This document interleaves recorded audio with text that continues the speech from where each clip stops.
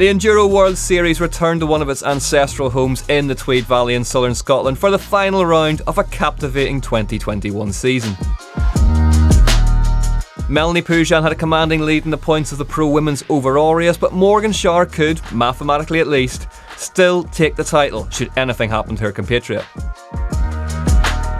In the pro men's race, we had been treated to a classic season with only fractions of a second often able to separate two-time champ Richie and the Aussie Jack Moir.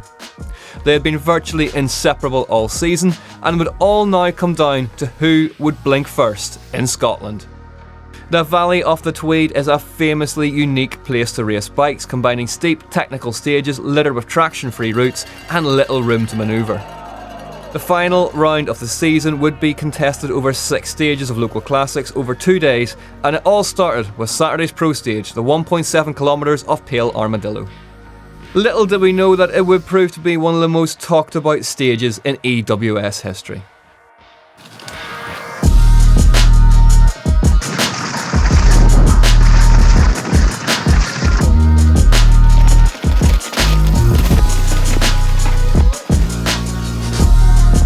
Ibis's Bex Baraona, racing in her own backyard, took the race by the scruff of the neck and won the Saturday opener.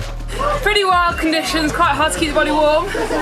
The weather had now moved in and was playing to those who knew how to extract the most from the moist going. GT's Noga Karem was second and another local, Jess Stone, was third. The reverberations of the pro men's running up the stage would shake the walls of the valley themselves. Richie on a flyer, emerged into the finish arena and rode around a trio of gates. He crossed the line and went into the hot seat, but as the race continued around him, questions swirled around potential penalties. Rude's title rival Jack Moir, a self-taught fan of mud riding, bested the American's time and put himself into the lead. Done a lot of mud riding in Morsine this year and haven't had a race to put it to the test, so I'm good either way. But later that day, after a UCI review, the Yeti cycles rider was disqualified from the race, leaving Moir to start the next day as a champion-elect. After a drama-filled Saturday then, Sunday's final day of racing of the season started at no slower a pace. Jess Stone was climbing her way up the standings. Try to push hard, get that one out of the way. Backing up for more. At the front of the men's race, Moir boxed clever, knowing that the title was now safe. A freeway dice between Maes, Jesse Melamed and Adrian Day was now in full effect. Enduro racing can be one of the cruelest disciplines in cycling, and disaster loomed for Stone on stage 4.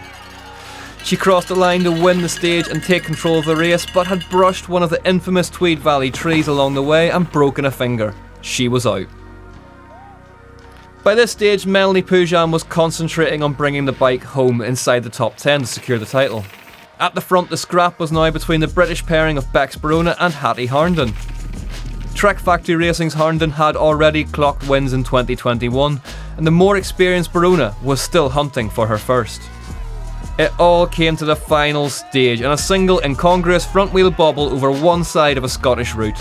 Bex Baraona took her debut EWS victory by just 0.3 of a second. Morgan Shar rode well to third, but Melanie Pugin's cool under pressure netted her 7th and the title in the process. Jack Moir held it together and brought his canyon home safe and sound to win the pro men's title after an absolutely scintillating year.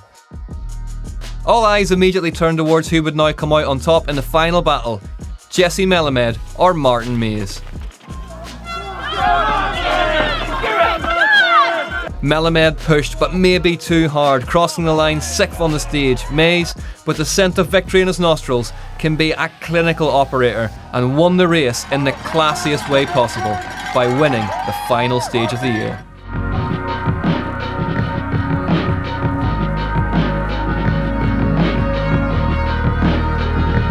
And here's how those all-important overall championships look after 9 rounds of Enduro World Series racing.